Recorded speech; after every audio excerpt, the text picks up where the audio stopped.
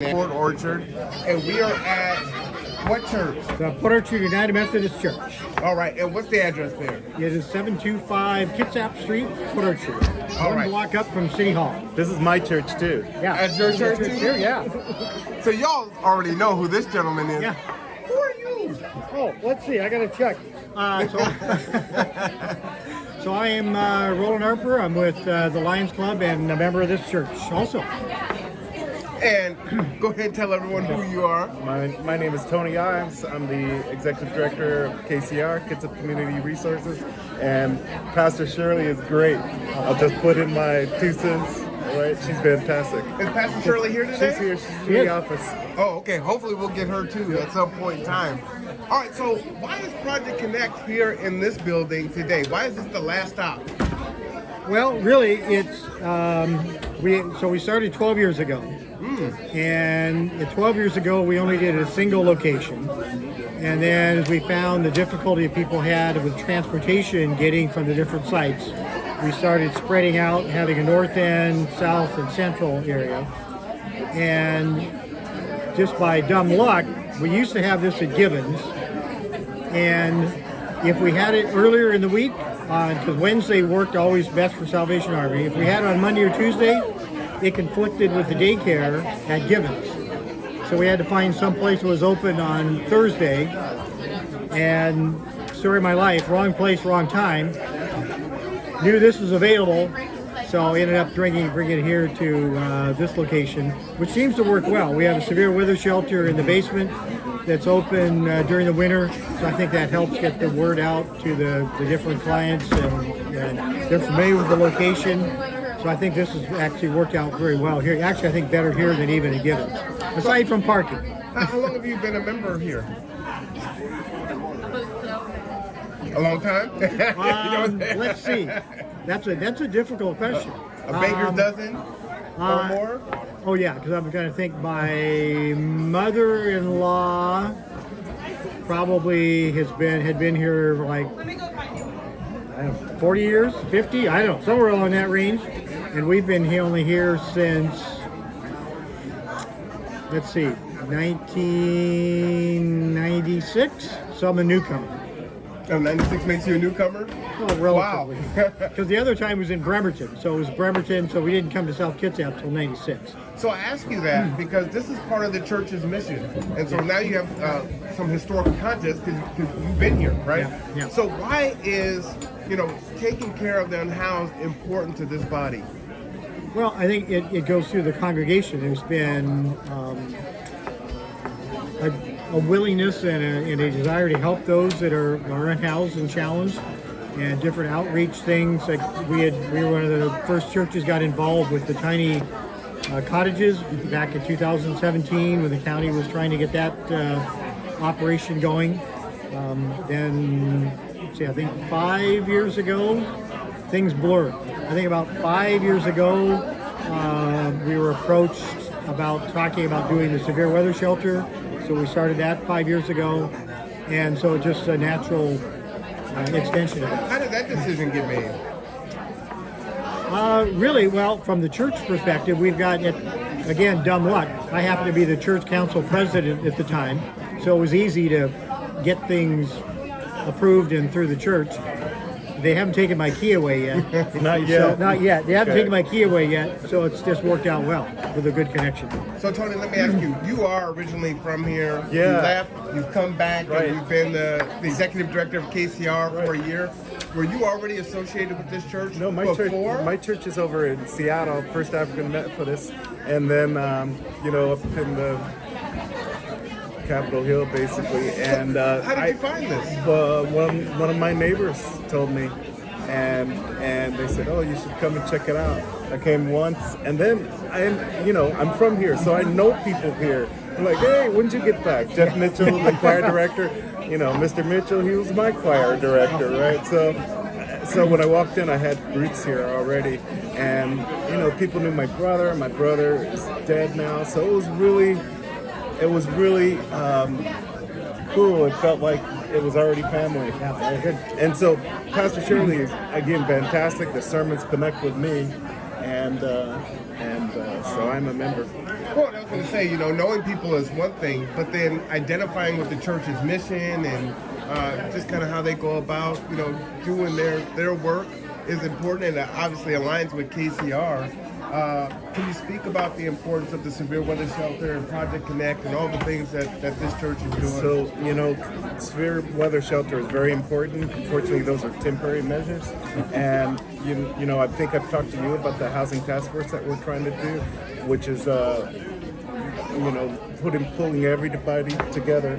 George's house, they were just talking to me about permanent shelters, and they had some ideas, and I invited them to be a part of the task force, so we all talk about it, not just shelters, but affordable housing, low-income housing, housing for families. I mean, this is a problem, and this, I think, what we're all trying to work towards. There's just no quick solution.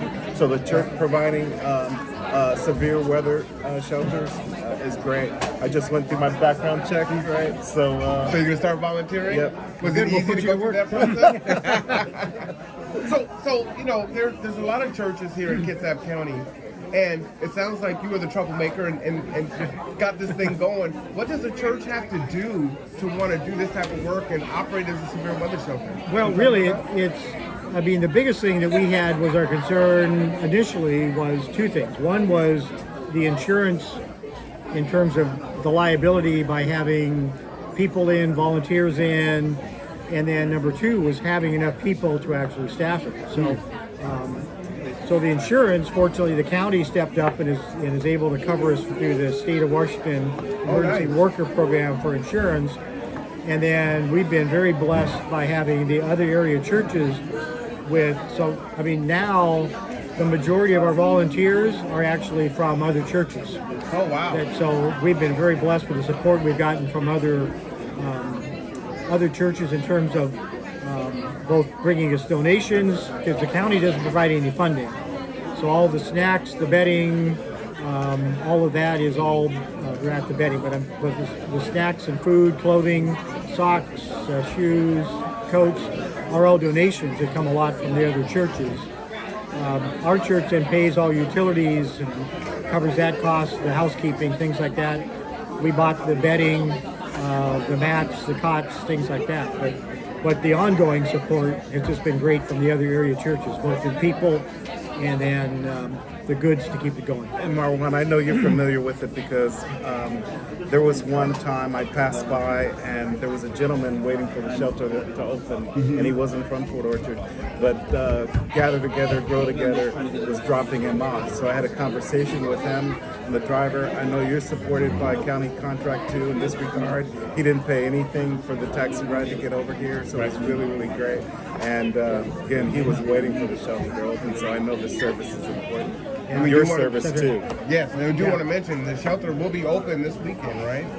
Officially, I've been here all day, but we've met the criteria for Saturday and Sunday. Mm-hmm. I don't know if we've met the staffing yet, if they've announced whether we have enough staffing. I'm assuming we do, but we should be open Saturday, Sunday. So the need is very great. And so let's say I came to you and I said, Roland, I'm from Church XYZ, New Horizon Ministries, and we want to get into operating as a severe weather shelter. You would tell me, do these 5 things and you too can, be a part of the solution.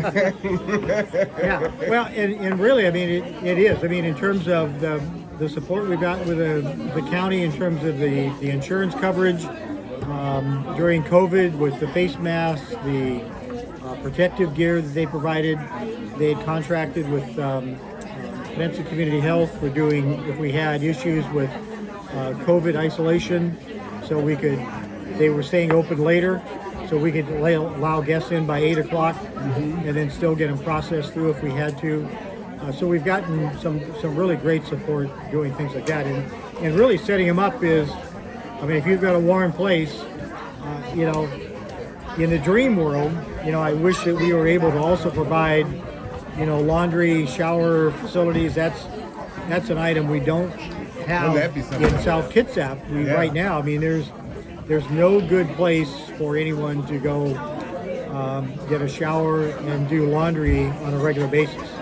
So I know we're working towards some ideas and trying to get some portable showers brought into this area. Okay. But we'll see how that pans out. Roland, hopefully that mile build shelter will be open soon. Pretty soon, yeah. right? I hear it's imminent. So. So that's a huge deal. I think sometimes, churches and other organizations are a little fearful. Like, I would like to do it, but I don't know what I need to do. So I appreciate you sharing that with us. So other folks that are hearing that, our church should get in on that. And it doesn't even have to be 20 people. They could take 5 folks. Oh yeah, that makes a difference, right? And realistically, I mean, it is interesting because I hate to say it, but there's so much of a stigma of a lot of the individuals. But I mean, realistically, the vast majority and the number of problems we've had is so minor.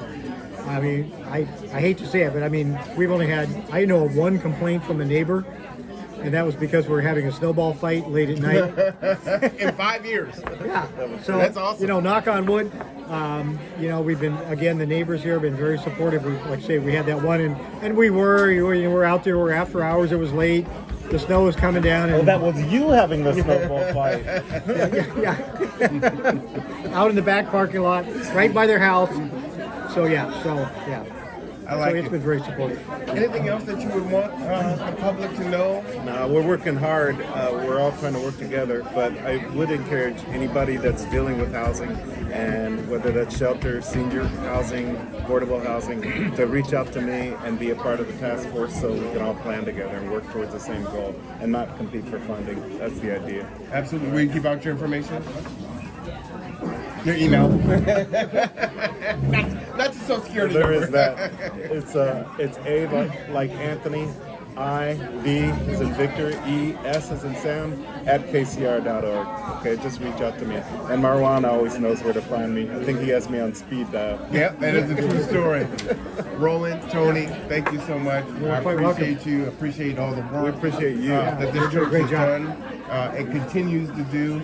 This is a great turnout. It's been a wonderful 3 days. It is great. Quickly, we could talk about Project Connect. I talked with Shannon and KCR and other folks. Patience.